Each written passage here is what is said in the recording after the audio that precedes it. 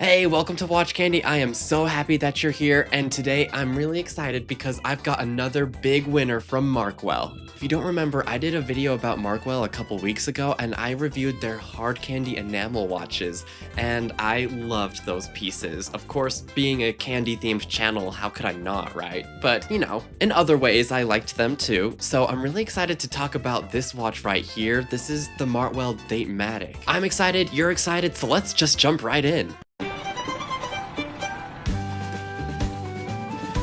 Starting right off the bat, I know I always forget to talk about the price until the very end, so today I am doing it first. This watch retails at $649 US. Now with that price in mind, let's talk about the specs. One of my very favorite parts about this watch is the case, which is 37mm wide and 10.35mm high, and that includes the boxed sapphire crystal. Bam, two birds, one stone. We've got 43mm lug to lug and 20mm lug width, so perfect for putting on any type of strap. More on that later. For the movement, the watch has the Sellita SW200-1, which we're all very familiar with. But if you are new to watches, that is a Swiss-made off-the-shelf movement. The watch has a screw-in caseback and a push-pull crown, which gives the watch 100 meters of water resistance. And obviously, because of the name, it does have a date function. You know me, I like to get the specs right out of the way and talk about the actual watch itself. So now that we've gone through that, let's talk about the watch.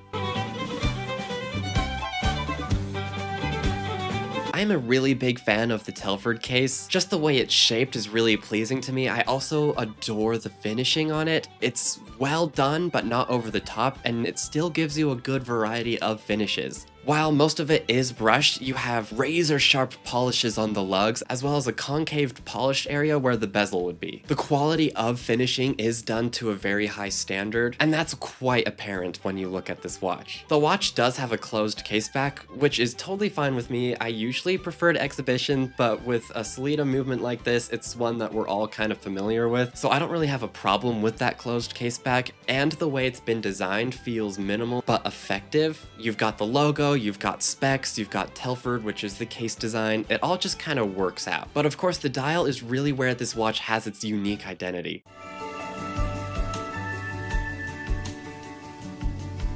The example I have in for today has a black dial. You can also get this watch in a silver and blue or a silver and green variation. No matter what color you choose, the dial has an interesting bi-textured design where the outer ring has a circular brushing and then the inner ring is just flat and matte. All the indexes on the dial are applied and they all sport linear brushing, which is really interesting. I don't typically see brushed indexes. And because those indexes are brushed instead of polished, they sit on the dial with such presence. The shape of all the indexes is super cool. I'm calling it an arrowhead index just because it looks like an arrowhead. The way they all point inwards towards the center of the dial give that watch a bit of a toothy look to it, which is really cool. And then the 12, 6, and 9 are in that signature Markwell font. I actually don't know if Markwell invented that font or not, so don't sue me if they didn't. The handset complement all the indexes incredibly well. As you can see, they're very sharp and pointed, very similar to the arrowhead shape of those indexes.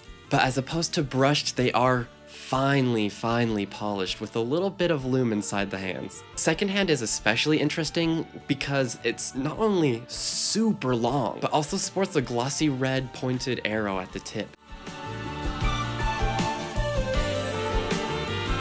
But what gives this watch its name is the date. And again, the execution of this date window is not exactly ordinary. While the functionality is just the same as any other watch with a 3 o'clock date window, the way they've opened the aperture up so you can see a little bit of tomorrow and a little bit of yesterday's date is kind of interesting. Not to mention the fact that this watch has a roulette style wheel, so the days alternate between red and white paint on that black base. I'm a huge fan of that date window as well. The way it's shaped to fit that aperture is really pleasing to me, as well as just the fact that it's applied. I'm a huge fan of applied date windows. Say what you will about a 3 o'clock date, but I think this watch executes that perfectly. And it's totally possible that you've missed it as you're watching this video, but at 6 o'clock, it does say Swiss made in red, which is really cool. I like that because it kind of fades away as you're looking at the watch. It's not very noticeable, and that's fine with me because I think that's just not something you really need to see all the time.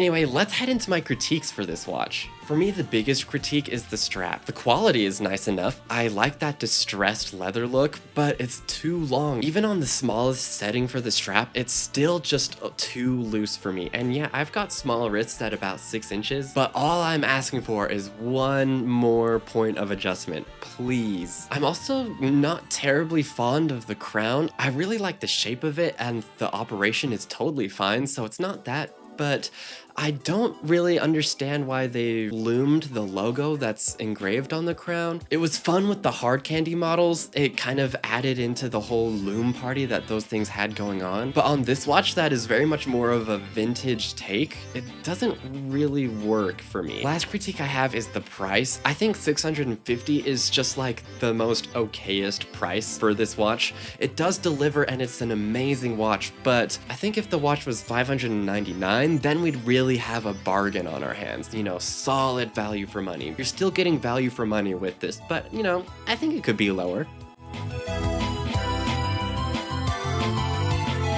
So those are my initial thoughts about this watch. I haven't been able to wear this quite as much as I wore the hard candy editions, but I still really like this watch. It looks excellent on my wrist, and I'm sure it will look excellent on just about everyone else's wrist too. What do you think? I'm actually really curious, especially in comparison to the hard candy watches. This delivers a whole different package. So it would be cool to hear what you guys think in comparison. Thank you so much for watching to the end of this video. Your viewership means a ton to me. Things are getting really busy in my life. I've got school, I've got work, plus the channel and a girlfriend, so yeah, things are a little bit crazy, but the show must go on and I am happy to deliver. So if you made it this far, subscribe to join Watch Candy. I would love to have you, and I will see you next time.